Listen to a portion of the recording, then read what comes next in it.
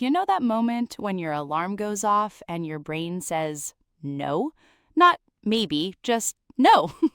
Everything feels warm, the blanket feels perfect, and 5 more minutes sounds like a completely reasonable life decision. I have a theory about those 5 minutes. What theory?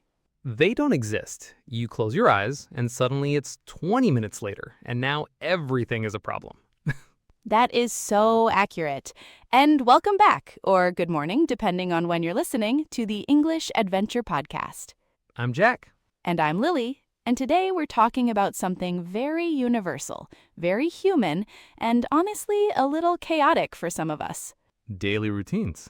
Morning routines, evening routines, the small moments that happen every single day.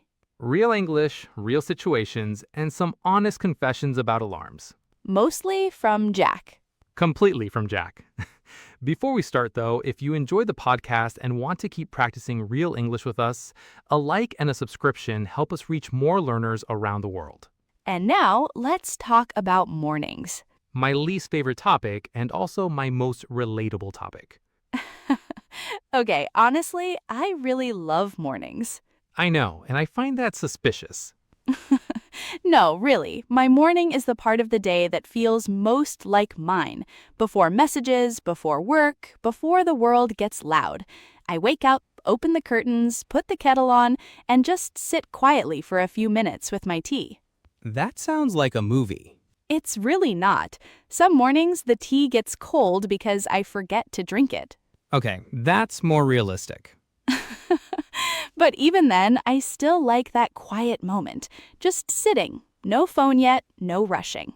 See, I respect that. My morning looks different. How different? Well, my alarm goes off at 6:30. That's not so bad. My alarm goes off at 6:30, 6:35, 6:40, 6:45. I set about 7 alarms, and I negotiate with all of them. You negotiate with your alarms? Every morning. It's a very serious conversation. The alarm says, get up. I say, 5 more minutes. The alarm says, this is the 4th time. I say, you don't know me. And does your daughter wake up before you? Almost always, which means my real alarm is a small person standing next to my bed saying, Papa, very quietly. That is honestly the most effective alarm. 0 snooze button, 0 negotiation possible. Maybe I should just set the first alarm earlier so I can have 5 quiet minutes with my coffee before the day begins. That's actually a really good idea. In theory. So, after the alarm situation, what does your morning actually look like? Organized chaos. Somebody needs breakfast, somebody can't find their shoes, somebody, that's usually me, is making coffee with eyes still half closed. Coffee first? Coffee is not optional. Coffee is the first real sentence of my morning.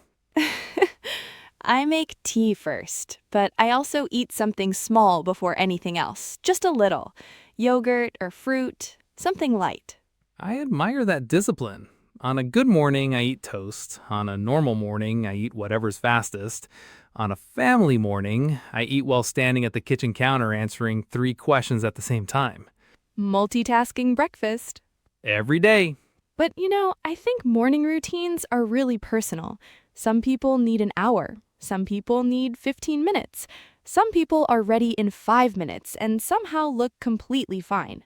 Those people are a mystery to me. Me too, honestly. I need about 45 minutes, not because I do so much, but because I move slowly on purpose. Slowly on purpose? Yeah, if I rush in the morning, the whole day feels rushed. So I try to keep the morning calm, even if it's small things. Opening the window, making the bed, choosing music while I get ready. That's actually a nice idea. My morning soundtrack is usually my daughter asking for something and me saying, in a moment, 17 times. But there are calm mornings too, right? Sometimes. Weekend mornings are different. Nobody rushes anywhere. We make a bigger breakfast, pancakes sometimes, and just sit together. Those mornings I actually enjoy. Those are the ones you remember. Yeah, not the Tuesday morning where I forgot my keys and ran back upstairs twice. Did that really happen? Last week. Okay, so mornings are the beginning, but what about the rest of the day? Because routines don't stop after breakfast. Nope, they really don't. I have a very clear afternoon routine too, actually. After lunch, I always take a short walk, just 10 or 15 minutes. Mm-hmm. Not for exercise, really, just to move, get some air, let my brain breathe a little. I like that.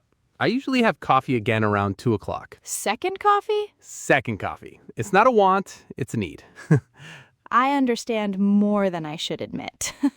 And then the afternoon goes fast, right? Very fast. You look up and suddenly it's 5:30 and you don't know where the day went. That happens to me too, especially on busy days. And then the evening routine starts. Which for me usually means come home, hear Papa's home, try to remember if we have food, and then somehow dinner appears. My wife is much better at the dinner part than I am. I usually cook something simple in the evening. I actually enjoy cooking when I'm not rushing. Right. Pasta, soup, sometimes just eggs and toast, honestly. Eggs and toast is underrated. Completely underrated. And after dinner, I wind down slowly. Wind down? It means you slow down, you relax, you let the day go. I might read a little or just sit with tea again, sometimes music. Okay. No screens if I can. That's the goal for me too. In reality, I sometimes check my phone one more time, tell myself it's the last time, and then check it again. But you try. I try every evening. Some evenings I win. That's enough. And honestly, I think evening routines matter just as much as morning ones. How you end the day affects how the next one starts. That's actually very true. On evenings when I sleep well and actually rest, the next morning feels completely different. Exactly. Still not a morning person, but slightly less dangerous. You know what's interesting about routines, though? What? People talk about them all the time in English. What does your morning look like? How do you start your day? What time do you usually wake up? These are some of the most common small talk questions in real life. And they sound simple, but if English isn't your first language, they can feel surprisingly difficult in the moment. Because you're not just answering a question, you're describing time, habits, order of events. And using words like usually, always, sometimes, never, naturally. Which is exactly what we've been doing this whole episode. Without making it feel like a lesson. Hopefully. But really, think about the phrases from today. I usually wake up around 7. First, I make coffee. After breakfast, in the evening, I try to. These are sentences you can use tomorrow. In any conversation with anyone, someone asks about your day, your morning, your routine, and you have the words. And the confidence. Because here's the thing. Daily routines are one of those topics where your English is probably better than you think. You live these moments every day. You just need the words to describe them. And the words are simple. I wake up, I make breakfast, I go to work, I come home, I relax. Real sentences, real English, real life. Which is kind of the whole point of this podcast, honestly. Exactly. And honestly, routines sound boring when you describe them out loud. Wake up, eat, work, sleep, repeat. But they're not boring when you've lived them. No, because inside the routine, there are small moments. The first coffee, the quiet walk, the pancake Saturday morning.